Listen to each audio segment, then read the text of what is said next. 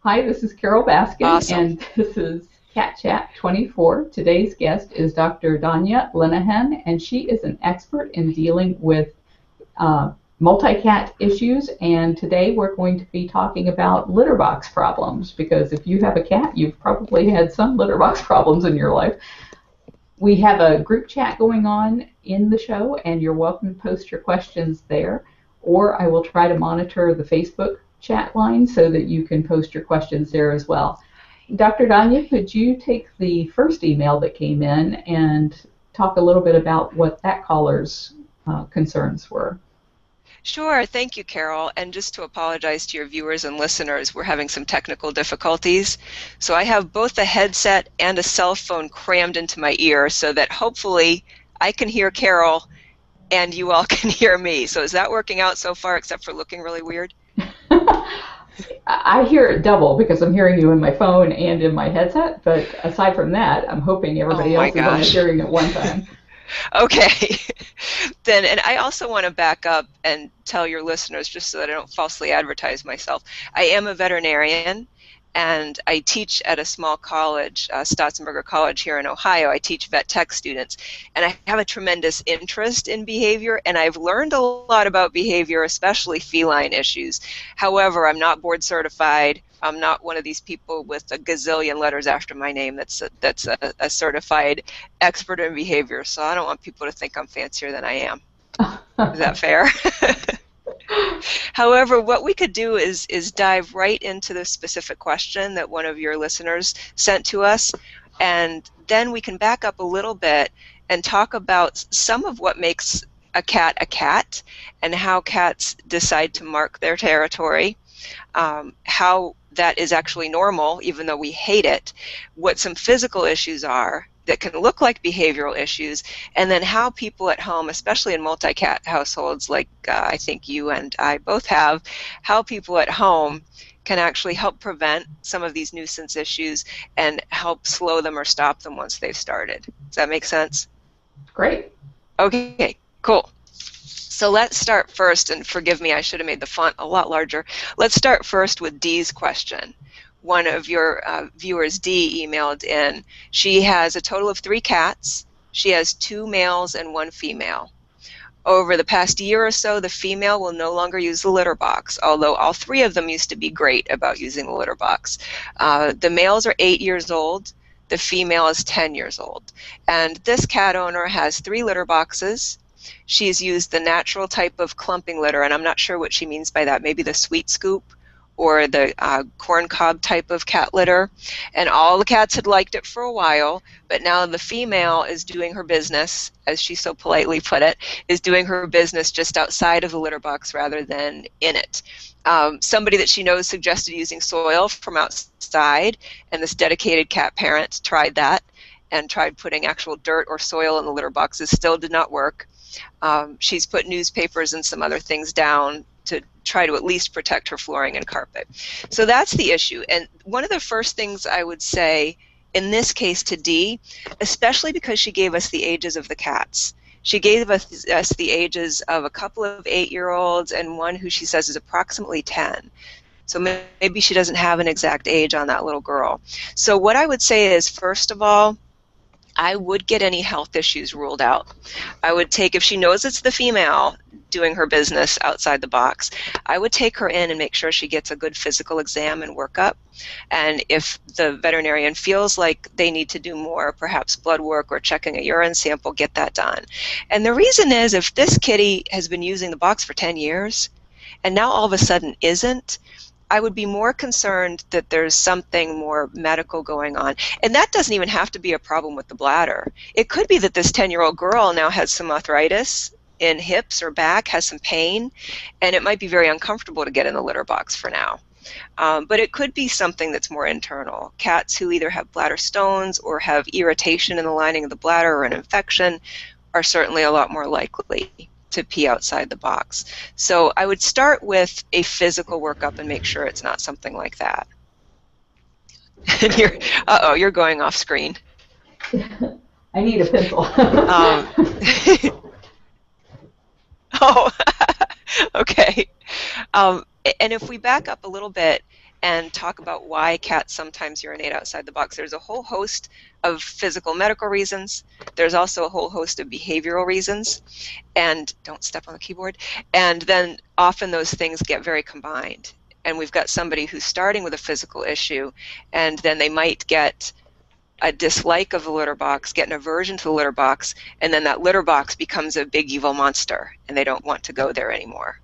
So if it's okay, we could start talking about some of the physical reasons that cats don't go potty in the litter I box. think that's a great idea. And you know, something you just said made me think. I've never really thought about cats having hip issues and maybe not even being able to get into the litter box. So when somebody is contacting their vet and saying that their cat's having a problem, it might really be helpful to send in photographs of the litter box itself and, you know, how big that is. Does the cat have to climb up into one of those gigantic Yes.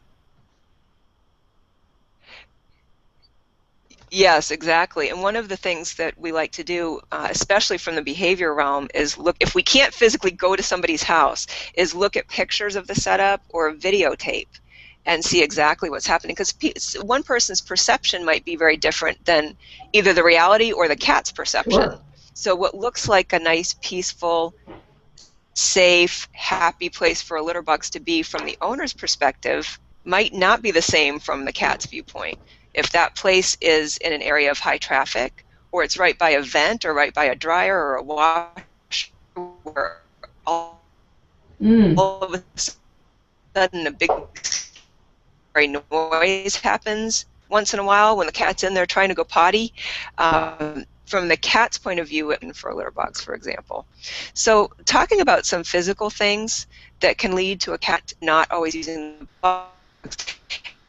And you know, we always talk about inappropriate urination, but some cats also defecate or poop outside the litter box. We have both issues, but the urination outside the box is, first of all, more common, and second of all, people get a lot more angry about it because it's harder to clean up than if they defecate outside the box. Yeah, So, oh, you're showing some enrichment there. I'm actually sitting in front of that big cat tree that's in the picture there on the left-hand side that Carol is showing right now. While you were talking, it might be better to have images that weren't frozen. It's always better to have cat pictures than Danya pictures. So you go right ahead. So looking at the physical aspects of why, and this goes for dogs too, by the way, of why animals might urinate inappropriately. There's a whole host of diseases and medical problems we see that make animals have to drink more and pee more. And those are things like kidney disease, which cats, unfortunately, especially over the ages of 8 or 9 years old, cats are really prone to kidney disease. That makes a cat or a dog or a human have to urinate really frequently. It also tends to cause some weakness and have an animal not feel very good. So you've got an animal who might not be as able, as mobile to get to the box, and plus now they might have to go 7 or 8 times a day instead of 3 or 4 times a day. So often one of the first complaints we'll have there is inappropriate urination. Also diabetes, just like in people, diabetes makes cats have to urinate more frequently. And on top of that, often gives them something called neuropathy, which is a problem wherein they either feel pain or numbness or weakness in their limbs. So it could be very uncomfortable just to get in the litter box. It also might be really painful literally to scratch at the litter. So diabetes and kidney disease are 2 issues we see that often cause inappropriate elimination. You know, also anything to do with the, oh, go ahead, I'm sorry. When I think of urinary, what am I trying to say? When I think of renal failure, I think of older cats. Is there a age at which people should first, you know, really be looking for that? Because I'm thinking those other issues like diabetes are things that could happen even in juvenile cats, aren't they? Yeah, it could be. We tend to see more middle-aged and older cats with diabetes than young cats, but it certainly can happen at any age. With chronic renal failure, which is what we see most often in our feline patients, it usually is in older cats. And we kind of arbitrarily use the age of about 8 to say, gee, after at about 8 years of age is when we really do like to start looking at some blood work and some urine tests to see what's going on, if it's still normal, and if it's not, we want to catch those things as early as we possibly can. Well, that's good to know because I really didn't know what would be considered an old cat and when people should really look for that. I think one of the things I see the most frequently in the big cats is that they will start lingering near their water bowl, and I'm guessing the same would be true of domestic cats, that you might see them hanging out by the water bowl a lot more when they are dealing with renal issues. Yes, often we do. They kind of hover over the water. They might be eating less, but drinking a lot more and slowly losing weight.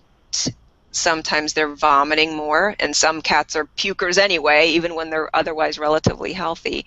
But with renal failure, they tend to be throwing up more and not eating as much. So those are some of the signs that we see too. And it's one of those diseases that if something else doesn't kill your cat first, and your cat lives to be 15 or 17 or 20 years old, it's often renal failure, kidney failure that gets them in the end, which is very sad. So I'm sorry and to I think have it's the same for interrupted your your big train guys, of isn't thought. it? Yeah, it's almost always what is the final crushing blow to the cats here. Right, right. Yeah, I knew a wonderful lion at the Louisville Zoo who lived to be really, really old, and they managed his chronic renal failure for a couple of years, but that's what finally got him too. Yeah. So same with the little guys. And then some really common things that happen with cats we've just learned more about in the last few years, and that is what happens with their bladders, the bladder itself. Cats don't get a whole lot of urinary tract infections, although we used to think they did. Dogs are actually more likely to have an actual bladder infection, which is a lot simpler. With cats, we've learned that they often have kind of a predisposition to having an inflamed bladder lining. So there may not be any bacteria in there. It might not be something that really responds to antibiotics, but many of our felines have something called interstitial or idiopathic cystitis. Feline interstitial or idiopathic cystitis. Big fancy word for saying that the lining of the bladder is messed up. It's inflamed, it's raw, and periodically it causes the cat pain and distress. And their response to that, they feel like they kind of have to go all the time, even if their bladders aren't very full, and then it burns and is uncomfortable when they do go. So they end up often inappropriately urinating. And if they go in a couple of times to that litter box and they try to pee and it hurts really bad, then they might learn that someplace else, like your laundry or your nice soft quilt on the bed, might be a better place to try to go. And what's also kind of interesting about cats is that that's a very physical problem. However, their life, their stress level, what kind of enrichment we have also plays a huge role on when a problem flares up and makes them urinate inappropriately. So a lot of the same management strategies that we use for this physical problem where their bladders are a mess are the same kinds of environmental strategies that we use if we've ruled out all physical ailments and it's simply behavioral urination that owners are seeing. And some of the pictures, at least that I'm seeing, hopefully your group is seeing it as well, that's the top level of a big cat tree that's right behind me. And some of the environmental enrichment we use is just making sure that cats have lots of places to go. And if you've got a lot of cats in a small space like I do, you can't go out very far, so you have to go up. Cats like going up anyway. Yeah, they like going up anyway at some of their safety zone, at some of their comfort. So these cat trees and simple things like just bookshelves and tables and counters and the backs of furniture and windowsills and shelves that you can build by the windowsills so that cats can get up and look down on the world, if you will, and see outside without having the risk of being outside. Those are some really simple things that can decrease a cat's stress level and that can help sometimes improve cats' relationships with each other in multi-cat households, and therefore can also sometimes help with these elimination issues. When you said that sometimes it's not an infection that's causing this, but that it's this inflammation that's causing the cat to feel like it has to go all the time. Is that something Yeah. that can be treated medically, or is that an emotional response? What causes that, and what can be done about it?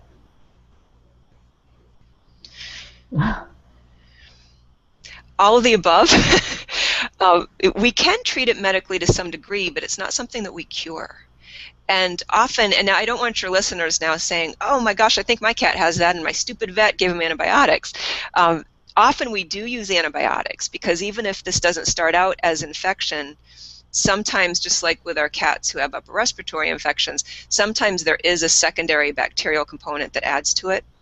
And also, if you're not sure, if a cat has so much blood in his urine that some of the tests aren't clear whether or not there's bacteria, we don't certainly want to let that grow if it's in there. So often veterinarians will err on the side of prescribing antibiotics even if the primary issue isn't a bacterial infection, and that's not wrong. And in fact, some antibiotics that we use actually have a really nice anti-inflammatory property along with them. There are also some pain medications that are a lot safer for cats than some of the actual anti-inflammatories. There are some pain medications that we will sometimes use just for short periods of time when those urinary inflammatory processes are really flaring up and they're at their worst. And some of these cats are very painful. So it's important to get their comfort level back where it needs to be, while at the same time trying to modify their environment and a lot of times modifying their diet so that they're getting a lot more moisture. We use a lot of canned food, even though a lot of people don't love canned food because it's stinky and it's messy and it costs a little more. We often will use canned food whether or not it needs to be a prescription, add some water, add some broth to that to really up the moisture that's going into a cat. And if you up the moisture that they're taking in, you help dilute the urine that's going out, and you help flush out some of those impurities, and actually diluting the urine and having them go more frequently helps them get better quicker. Even though it sort of seems counterintuitive because you're going, why would I give him more ammunition? He's already peeing everywhere. I don't want him to pee more. But if you can get them to where they've got more dilute And so urine would this be and why their the urine cats volume drink is more water when they're having these higher, issues? Is this they something they kind actually of know start to intuitively that they feel need better more water quicker. in order to flush their own systems? You know, I do hear some people say that their cats drink more when they have a bladder problem, which is kind of interesting. And I don't know if they've got that. Hi, Gemma. I don't know if they've got that insight or not. I really don't. Certainly, when they're dealing with kidney problems or the diabetes that we talked about, they are drinking more because their bodies are actually telling them to. Their bodies are dehydrating, so they need to drink more. But when they've got the lower urinary tract problems with the bladder and so forth, sometimes we have to encourage them to take in more water and get creative about how we do that. Because they don't always like to drink really well. But you know, I've got clients who say, oh, my cat is so annoying. He comes up to drink out of the faucet, or he likes his water really cold. And I say, you know, then cater to that. Turn the faucet on for a while when you're in the kitchen. Change his water frequently. Throw an ice cube in it. Put an extra water dish in a place that he or she likes to hang out, even if it's not a place that's the most convenient for you to have a water dish. And use that canned food. It's funny, vets have gone so back and forth on the benefits or deficits to canned diet, and for a while canned diet was all the rage. And then people hated canned food because they said it was terrible for the cat's teeth, and it's messy and it's stinky. So everybody was on a big dry food kick for a decade or two. And now we've realized that at least for cats, canned food actually has a lot of benefits. You can get more protein packed into canned food than you ever can into dry food. And because cats are what we call obligate carnivores, which means they've really got to eat meat, their little bodies and the enzymes at work are definitely more into that animal protein and not carbohydrates. And also you can get so much more moisture in that canned food, so that even if your cats aren't great water drinkers, if they're eating that moist food, they're going to at least increase their hydration, increase their moisture intake. Well, that's great. Okay, that was a little photoscaping.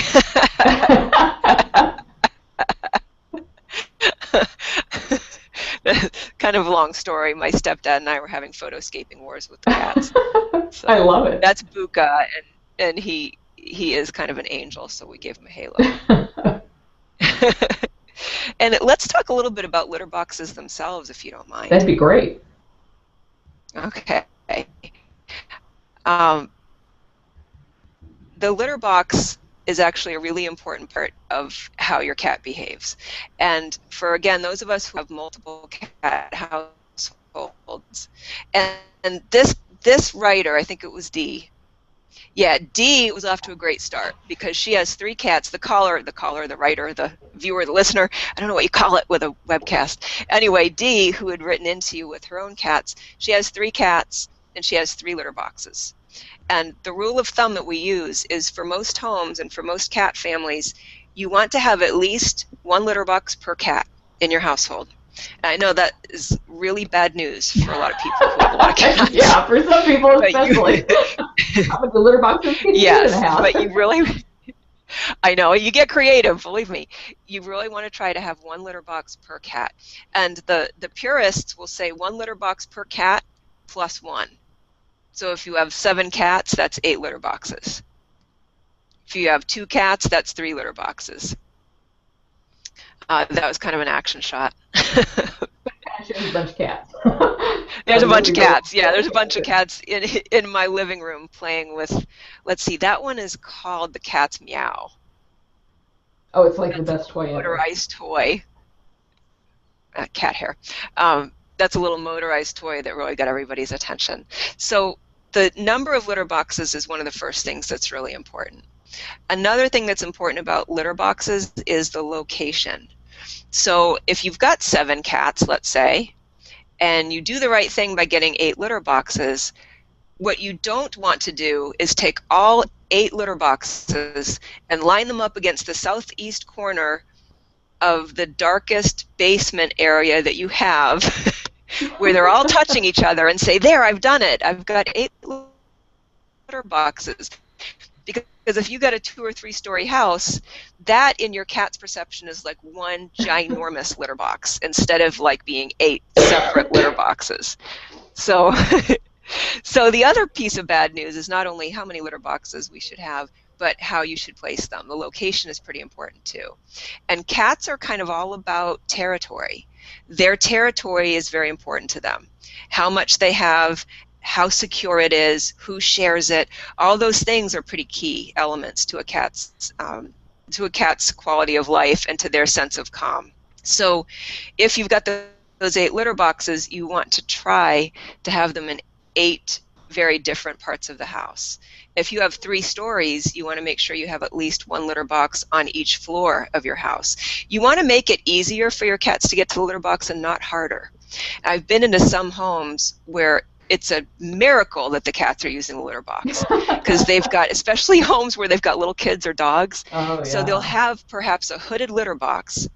They'll have it on the top floor in a room that nobody goes in. They'll have the entrance to the litter box facing the wall with a little 7-inch gap so that the cat, if he finds it, if he's lucky enough to remember where it is and he finds the box, he can just barely squeeze in between the wall and the entrance to the box to get in there and do his business. So you know, we want to make it easier and not harder. Something I see frequently that I think causes a problem is people will put like a pet door into a laundry door or something so that the cat can go into the laundry room and use the litter box, but the dog can't get in there. And if you've got more than one cat and one of them's a bully, he will guard that door and not let the other cat pee.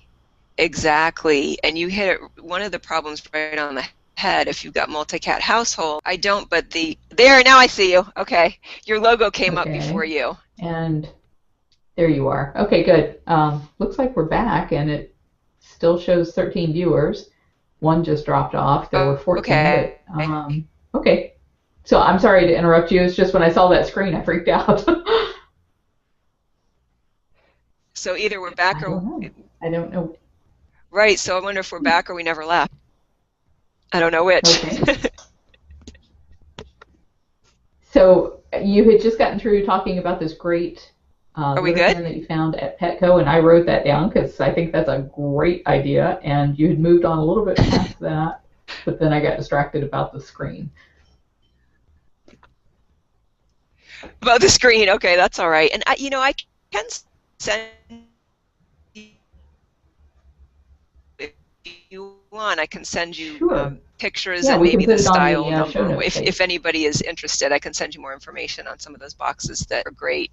And yeah, okay, cool. We had also started talking about just getting creative and using other things as litter boxes, like big plastic storage bins Right. that aren't labeled as litter boxes, but you can get them just at regular old retail outlets that people store books or clothes or sweaters or something in. Those can be great litter boxes too.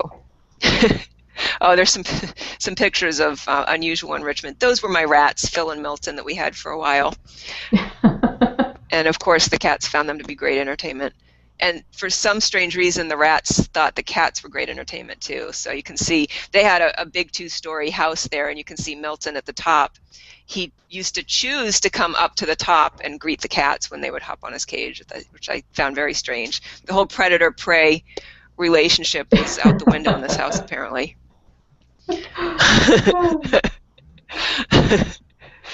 So anyway, back to litter Yes. boxes, I guess. I can't believe we've actually got 14 people listening to so far about 20 minutes on litter boxes, but I guess that's I awesome. think people have a big concern about how to Another, make sure that they do prevent bad behavior or deal with bad behavior that they've already encountered. I know, and it's probably the single largest, well, it is the single largest feline behavior complaint that I get, is some sort of inappropriate elimination.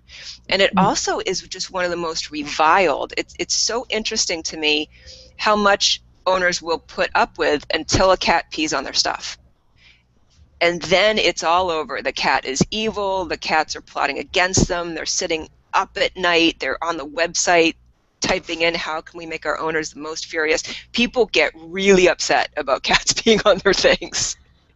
So the cats can scratch stuff, the cats can bite them, the cats can fight, but oh boy, when there's pee involved, owners get really, really mad. Which is understandable to a point because it's pretty awful and it smells and they can ruin things. So it's the biggest complaint that I hear as far as behavior in cats, and it also much bigger deal. It's one of the reasons cats end up in shelters, Yes. or that house cats end up turned outside or abused, abandoned, euthanized because they pee someplace they shouldn't pee. Actually, as soon That as the simple. show's over today, we have ABC coming out here to interview me about people that get these hybrid cats as pets. And Oh my. the number one reason people get rid of those hybrid cats is because they pee all over everything, and it doesn't matter if they're male or female, neutered or spayed. They're so much closer to their wild heritage that Right. nature tells them mark everything that's in sight because it's yours. Right. And you bring up another really key point, which is that urinating and defecating in various places is a completely normal behavior. These animals are pretty hardwired to mark their territory, and we talked about how important territory is to cats. And one of the easiest and most effective ways to mark it is just like that. Pee or poop there. It says it's mine. So that's one of the first things I try to tell people is the good news is some of this is normal, and the bad news is some of this is normal. It's not that your cat is completely bizarre and out of his mind because he lifted his tail and peed on something. And you also brought up something really important in that discussion about the hybrid cats, which is spaying and neutering. If you have a cat who is still intact, whether it's a male or a female, you're almost guaranteed that that cat is going to urine mark. So as soon as at least you spay and neuter them, you've taken away one of the really big hormonal drives that's screaming at them all the time to pee on stuff. Does it matter in domestic cats how early you spay and neuter? Does that help to do it earlier, or is there no correlation? There is a correlation. As they start to reach sexual maturity at about 6 months of age, and females can go into heat at about 6 months of age, and that's kind of where the older standard of neutering or spaying at 6 months came from. It was by that age they are caught up on their vaccines, hopefully, and they've got enough weight on them, they're healthy. But also, if you spay or neuter by 5 or 6 months, you're hopefully catching those cats before they go into sexual maturity. If you spay and neuter late in life, it's still recommended, it's still going to help. But now if you've got somebody who for a few years had the hormonal influence telling them to pee on everything, and then it became a habit to pee on everything, the neutering might not magically fix it. It's going to be a first step. It's going to be a first tool in your toolbox, and an important one. However, if they've developed that habit that every day, a couple times a day, they go pee on the windowsills or pee on the doors, then you're still going to have to do some behavior modification after the neutering to help get rid of that problem. Now, you just said something that I wouldn't have thought of, which is peeing on windowsills and doors. And what are the cats doing there? Because I've heard some people say that when there's a new cat in town, then they see their cats go nuts inside. Yeah, and sometimes we do with stray cats or feral cats, or even your neighbor's wonderful cat who goes outside but gets a little too close to your house. Sometimes that's very frustrating for our indoor cats. They see and hear and smell these other kitties in what's still perceived as their world, but they can't get to them. They can't do anything about it. So one of the things that they will occasionally do is spray an entrance, spray the door, spray the window. It's a pretty unpleasant way of saying I don't really care for my new neighbors, but it's pretty common. So one of the things that we do recommend people do, especially if those are stray or feral cats, is at least trap, neuter, and return those feral cats to your neighborhood, because you're much less likely to have your cat really overreacting if the cat's outside or at least spayed and neutered. That's Buka on a box. Very cheap enrichment right there. Get a delivery of anything. The box is tossed somewhere as so he was an not extra helping shelf the for a neighbor fun toy cat for a unpack while. and move in, I guess. No, he's he's a pretty social guy, but even he thinks there's enough already in this house. Is that the little white tip on the end of his tail? How Yes, cute is it that? is. He's adorable in every way, that cat. I think he made an appearance last time you and I were on together. He was the one that was jumping up and meowing and carrying on when we were on the air. He is, yeah. So we serve as great enrichment for Buka. He likes to get all over us like we're a jungle gym.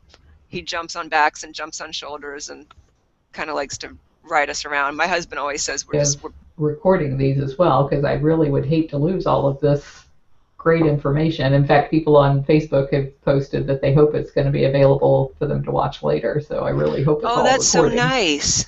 Oh, good. That's nice. Okay. Well, believe me, I'll talk about cats and their peeing all day long, so if we need to re-record it, I'll be happy to talk about it. Well, I do want to go, just to close the circle on peeing and so forth. I want to go back to the litter boxes just for one more thing, because we talked about numbers of litter boxes, we talked about the locations of the boxes, we talked about sizes and types of boxes, and another important thing that actually your friend Dee reminded me of was substrate, what goes in that litter box. And that's another really key element when it comes to cats and their preferences, because cats do have some pretty specific preferences for their litter box substrate, just as they do about everything in life, right? So a lot of our cats, and again, is it okay with you when I say brand names? Because I just have certain pet things that are my favorite things. Yes, I really appreciate you giving brand names and where people can get them so that they can go and find them. A big part of this show is to help people find the stuff they need. Great. Then I'll just tell everybody that my favorite cat litter is, and now I'm not going to remember the name. I know that it's called Precious Cat, but there's a Dr. Elsie's or Dr. Elsevie's that's in front of Precious Cat as the title, and it comes in, I think, 40-pound bags, and it's very fine, unscented, clumping litter. Precious Cat. And I love this litter because of a couple of things. First of all, because the cats love it. It's very low dust. And one of the biggest problems that I had, because I have a lot of litter boxes in my house, is the dust that comes from those clumping litters. So if you're scooping a number of litter boxes, oh, thanks. Mike's awesome. My husband just brought me the name of that. It is Dr. Elsie's. ELSEY'S. Dr. Elsie's precious cat litter. So anyway, the low dust is really good for the cats and for the humans. Our cat sitter is asthmatic. Oh dear. So she adores cats, but she can't have any of her own. So poor Debbie has to come over here for her cat fix, and she takes care of our babies when we're out of town. But cat litter, the cats were bad enough with her asthma because she's so allergic to them, and she's always got her face in them, kissing them. But the dust from the litter was really hurting her lungs. And so we really started exploring litters not only for the cat's well-being, but also for some human well-being. So this is very low dust, which is good for the cat's respiratory system as well as the human's respiratory systems. It's really good at clumping. So when you go to scoop those boxes, you've got nice tight clumps without a lot of nastiness left behind, so you don't have to change the whole thing out very often. It's nice, fine, soft, softer and finer than the clay litter, so it's a nice feeling, I think, on the cat's feet. And most cats prefer this. If you literally did a sampling of several different substrates, most cats prefer this one over just about anything else you offer them. There's all kinds of crazy gimmicky cat litters out there now. And some of them, some cats really like, but a whole lot of them they don't. I think they're really attractive to humans for one reason or another. And also, whatever kind of cat litters people choose to use, I really prefer unscented, because the cats really prefer unscented litters. Well, that's so those things that smell like a fresh ocean breeze or or linen or pine or whatever crazy things, they might be a little bit more pleasurable to humans, but not so much to the cats. That is interesting.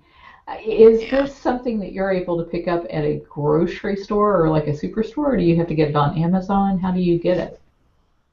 Around us, at least, in the major pet retail places. So places like Pet People, I don't know if you all have Pet People there, that always has this in stock, and PetSmart seems to always have it in stock. We do have PetSmart, so it's definitely out there. You do have PetSmarts, okay. Okay, so our viewers are probably most all over places. Yeah, they're all over, but I think that PetSmart and Pet People are fairly widespread nationally. At least I hope they are.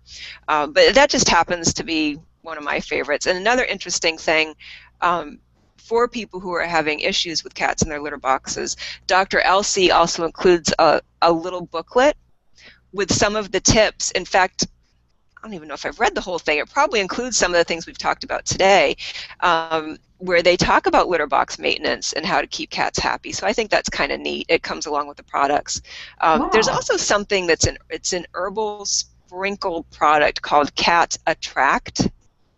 Cat Attract, ATTRACT, that is also from Dr. Elsie. I got to meet this Dr. Elsie someday. And maybe we can get her on the show. Yeah, there you go. And that's an additive that you can actually sprinkle in the litter.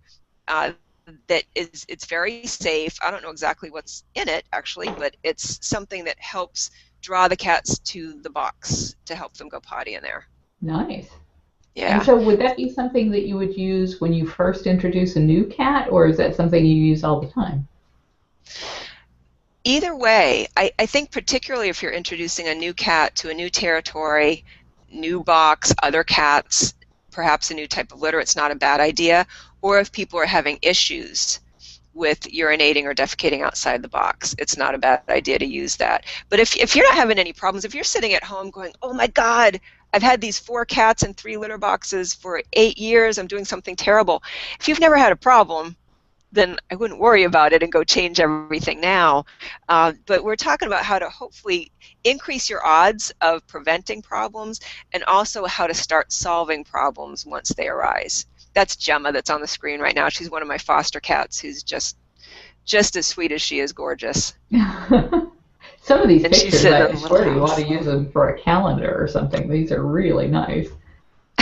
You know, you're probably the 4th or 5th person who said that, so I'm trying to put together some greeting cards or calendars or something, at least for my family, because we've been telling these cats for years they got to start earning their keep. Maybe they're adorable pictures. Do you ever use Cafe Press or Zazzle.com? No, I haven't. They're both free services where you can upload your pictures and make T-shirts or calendars or clocks or whatever. and then you can offer them for retail, but usually people do it just so that they can do like you're talking, where their family can come in and buy the Right. calendar with those Just cats. for fun. Oh, that's neat. No, you have to, off the air, you have to send me those. I heard Cafe Press. I can remember that one. I'm not sure I can remember the other one. Cafe Press probably the best one. Oh, that's a good tip. Thank you. Yeah, that's good to know. We only have one requirement from our cats, and that is that they be adorable and pose for pictures, so they've complied. So as soon as you have the calendar, we will put it on the show notes here, and people can buy your calendar of beautiful cats. Oh, that's pretty sweet. They probably want calendars of their own cats, their own beautiful cats, not mine. But yeah, these guys are pretty awesome. They're allowed to do just about anything else they want, but they've got to pose for pictures. It's in the contract. That's Gigi, Gemma's sister. She's another of our fosters right now. She looks young. She is. They're just about 6 months old now. I might have told you about this litter the last time we talked. Their mother was a stray cat here who she showed up very pregnant. We thought she was feral because we couldn't get near her, and we weren't able to trap her before she had babies, and she went off and had babies, came back with them all 9 weeks later. She brought them to our back door. Oh my goodness. Yeah. Wow. Yeah, it was quite something. So she ended up being very friendly, the mom cat, and she's in a home now, thank goodness, and she's now spayed. But the babies acted entirely feral when she brought them. They were about 9 weeks old, and she had hidden them away someplace very well, so it had no social contact with people. So of course, when they were little adorable balls of fluff, when people want to adopt them, they were really mean. So we couldn't adopt them out then, and it took them until they were a little over 5 months before they were really, really friendly. And now they're wonderful, but they're big cats, and of course 4 of them are all black. So there they are. It's an interesting phenomenon that a lot of people don't want to adopt black cats and dogs from rescue groups.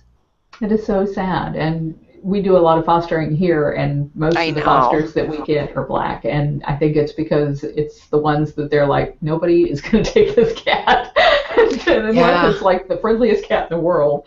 So that's what we work on, is trying to make them as friendly as we can so that they do get homes. That's awesome. Yeah, I love to hear that. I don't really know what that's about. I don't know if it is the old superstition or something else, but it seems to be pretty universal. They're the ones that spend the longest in shelters, even if they've got these great temperaments. Gosh, we've got one at the shelter where I volunteer who, and I think somebody was looking at him, so I hope they took him home. But he actually sits pretty. He sits up and goes like this, like a little poodle or a little Shih Tzu dog. And he's got a bobtail. He's as friendly as can be, but he's just an all-black cat. And he has been there for forever. And so the black cat behind you, was that like on cue? All black cats into the frame now? No, that's just playing the odds. There's so many black cats in this house. You're bound to see one flying around behind me at some point or another. I don't know who that was. Who is that? I'm not sure who it was. With very big eyes. Might be Otani. Yeah, that cat tree is pretty popular behind me. It's a beautiful tree. You do a lot of fostering. Tree, yeah.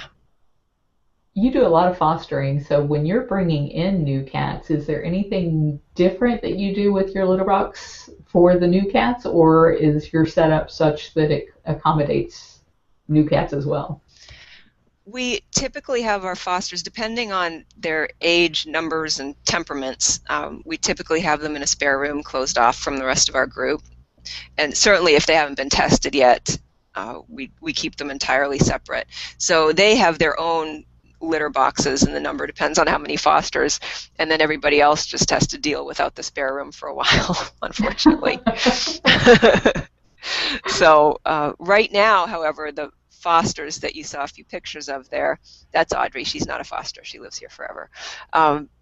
That group decided pretty unanimously that they weren't staying in their room anymore. So our current fosters have run of the house and have integrated with the rest of the group. But they can't stay. There's too many. One of the things you had touched on earlier was the feel of the litter on the cat's paws, and I know you had talked a little bit on our last show about declawing cats, but could you talk about how declawing cats can often affect their litter box habits? Oh, sure. And yeah, one of your viewers last time had some really thoughtful questions about declawing, and I was really pleased to hear that he had had a lot of conversations with pet owners about declawing. When you declaw a cat, and I apologize for repeat viewers who've already seen or heard this or who already know it, when you declaw a cat, what's happening physically is you're removing the whole first part of the digit. So it's as if you amputated your finger at that first knuckle on every finger.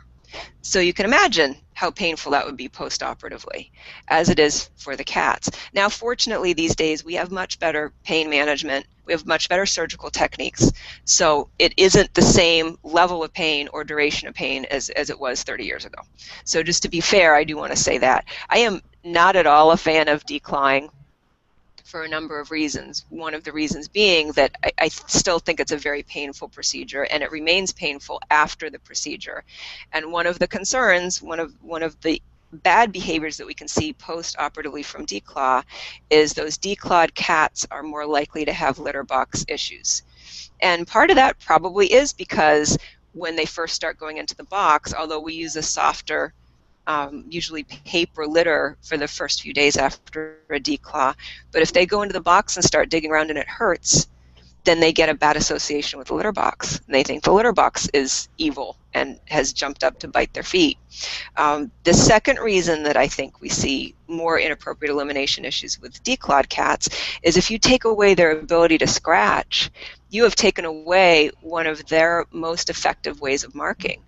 When they scratch things, whether it's a cardboard scratcher or your cat tree or carpeting or your furniture, if they're scratching something, they're leaving a visual mark, which is a really important way that they mark their territory. They're also leaving a very subtle scent mark. They have little scent glands in between those toes and around their claws.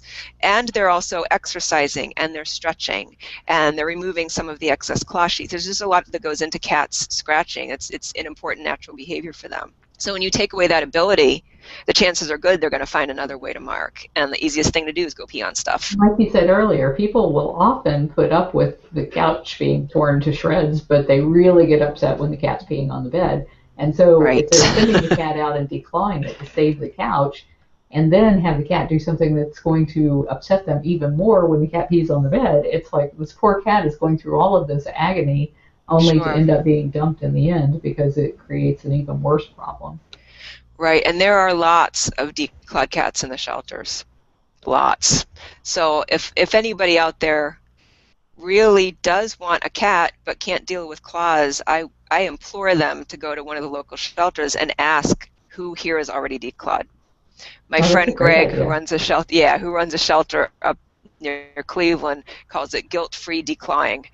Go give somebody homeless a home who has already been declawed instead of taking a cat who's perfectly healthy with all of their toes and taking those toes off. Go get a declawed cat. Plenty of them out there available for adoption. Oh, that's a wonderful idea. And they're not all in the shelter because they had bad litter box behaviors. People died. Exactly. A People lot have of them were children. just in the shelters, right? Because people got sick of them, because the baby came in, the kid is allergic, they wanted to move, whatever the reasons are that perfectly wonderful animals were dumped in shelters. There are declawed cats there for those reasons too, sadly. And I also want to mention again that there are other nations, other civilized nations, in which declawing is illegal and has been for years and years. It's not in the United States. You still can declaw here, but there are other countries where it has been deemed completely unacceptable to declaw a cat, and I think that's pretty fascinating. There's a great documentary that is making the rounds right now called The Paw Project. And if you just search The Paw Project, I'm sure you'll find the trailer and find the locations where they are doing these pre-screenings of it. But it's Dr. Jennifer Conrad had done a very long, and we've been working with her for years on it, providing video of declawed big cats, but I think it covers small cats as well. Gosh, yeah. I've got to look that up. I was I was able to go on a couple of big cat rescues here in the Midwest through Exotic Feline Rescue in Indiana, and one of the things that had me so dismayed was I went to do a physical exam on a lioness she'd been darted, and she was in the cage, and we were just doing physicals on them and giving them fluids. It was a very hot day. They were malnourished. And when I was examining her, she had been declawed in all 4 feet. Oh, It wow. was there were several cats there who had been declawed in all 4 feet. And I know how distressing that is to a little tiny cat, even when you do them at 8 or 12 weeks. It's painful. It's a big deal operation. We're so careful with surgical technique. We're so careful with pain management. The thought of somebody declawing an animal who's so much larger and perhaps having it not done in quite as sterile and effective a manner, and maybe not having pain medication, I just can't imagine it. And then all that weight that gets put on those poor feet. And It was really upsetting. it's been illegal since 2004 for people to declaw big cats. And yet, Mm-hmm. now that it's illegal, a lot of vets don't know, so they still do it. But a lot of times, what's happening is the owners themselves will do the job with pruning shears and no aseptic um, Oh my conditions and gosh. no pain management, and you end up seeing these butchered paws. In fact, we just rescued a cougar. She's 18 or 19 years old, and her paws had been so badly butchered that the nails are like growing back in weird directions and Oh everything. And no. it's just, for 18, 19 years, she's been dealing with this awful situation and being kept on Right. concrete. You can imagine how much that hurt. Oh my Now, at least gosh. she's Poor on thing. soft earth and walking around probably like she hasn't walked in years. Right. And how is she lame, or is she getting around okay? How's her mobility? Her mobility is surprisingly good. She looked horrible on the concrete slab when we were rescuing her, but here she's really been bouncing around and chasing her ball and doing an awful Oh, lot of stuff that we didn't think she'd be able to do. We oh, want that's her to be a little great. bit stronger before we try to do anything surgically for her. Right. Right. So she will need some follow-up surgical care. Absolutely. Yeah. Yeah. Ah, poor It's thing. just at that age you're scared to death to sedate them, and she's been Yes, fed no a horrible kidding. diet. Oh, well, it's a good thing she's with you now, at least. Well, thank you. Well, we're Really down to our is. last 2 minutes. Are there any Okay. more tips or tricks that you can think of that you didn't cover that would help people deal with any kind of litter box issues that they have? I think one of the first things is just the initial understanding that most of those problems are fixable, and they can be fixable easy. So the first thing I would do is make sure it's not a medical issue. Just get an appointment with your veterinarian, make sure it's not a bladder problem, a kidney problem, your kitty isn't diabetic or not developing painful arthritis or something that's limiting it. And then when in doubt, add a couple of litter boxes. Oh, make sure that you're cleaning them frequently as well. Oh, yeah, we didn't talk about how often should you clean the Yeah, litter make sure box? that at least you're scooping all of the clumps out a couple of times a day, and that you're changing out the entire box, depending on what kind of use it gets and how much litter and how much residue is left behind. Every several weeks to every few months, depending, is enough to completely change it out. Check your locations, the sizes of the box, the substrate. When in doubt, go with unscented, nice, soft, clumping litter, like the Precious Cat that we talked about. There's also a product we didn't mention today called Feel Away. And Feel How do you Away spell that? it is Feliway. Feel Away is a really neat product that came about some years back, where some brilliant folks were able to harness and then sort of recreate in a synthetic form the happy cat pheromone that cats leave behind when they rub their cheeks on something, when they're really content and happy and feel safe.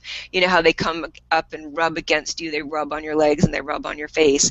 And Feel Away is something that we use for almost every cat behavior issue: inappropriate elimination, cat-to-cat aggression problems, cats who are fearful or anxious moving into a new space, things like that. And they actually come now in plug-in diffusers, so it's very, very easy. You would just plug them in like you would one of those air fresheners and let Really? that, yeah, it doesn't have any smell. It doesn't have any effect on other species. It's just for kitties. There's Audrey in the sun. So I would also think about that. And when in doubt, you do a few simple things. Add high levels, add more litter boxes, check the kind of litter, the size of your boxes, the placement of your boxes, and also adding some food and water dishes in extra places around the house in different places. Some really easy, cheap things that you can do quickly can solve an awful lot of these litter box issues. That is all such great advice. I so appreciate you coming today and talking to us about these issues. I'm sure this will probably be one of the most played episodes of Cat Chat because it's something Oh, that wow. at all times we deal with. I think if we have more than one cat, and maybe sometimes if we only have one cat. Sometimes even with one cat. And you know, if people have follow-up questions, just like last time after you and I chatted, if you want to send me any emails or you want me to get on one of your sites, either on Facebook or on your website, I'm so happy to answer questions about this stuff because this is part of how we keep cats in homes. It's part of how we keep cats from being turned out, abused, euthanized, brought to shelters, is by solving these issues, and some of them are so solvable. So if anybody would like to contact Dr. Danya Linehan, if you just send an email to cat@bigcatrescue.org, I will forward it to her and then she can get right with you and discuss those issues with you. I really appreciate you making yourself available to everyone. That's so generous of you. Oh, sure, thank you. You know, it's partly selfish. I just want these cats to be okay. You know, we Well, want there's cats to nothing get good selfish about homes. that. Well, hey, some of them who don't have other good homes end up here, so it is selfish. I want other people to give them good homes. As I'm winding through the rest of these pictures here, do you have any advice for people? Halloween's right around the corner. Any advice to people that have, especially black cats? Yeah, keep your black cats inside. I think some of it is probably over dramatized. However, there are some very real cases of just sick, twisted people finding black cats and doing awful things to them on Halloween. On the flip side, if you're a cat lover, go adopt a black cat for Halloween. What better way Oh, to what a great celebrate idea. than to have your very own little pack of black cats in your house for Halloween celebration? Thank you Adopt a black so cat much. and eat pumpkin pie. I will leave you with that. Sounds good on all fronts. It does, doesn't it? Thank you, Okay, everyone, for joining us today.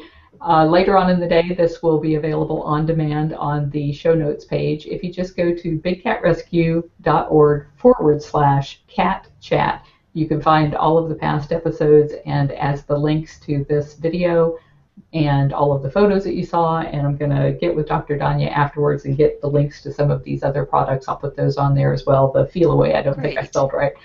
Um, Okay, Also, we have it as a downloadable now from Libsyn. So if you are somebody who doesn't have time to sit and watch a video, but you want to carry it around on your iPhone and listen to it while you're mowing the grass or doing your shopping, it'll be available there probably by tomorrow at least. So thank you again for joining us, and I'm going to sign oh, off. thank you. Thank you, Carol. Bye. Okay, we'll talk soon. Bye-bye.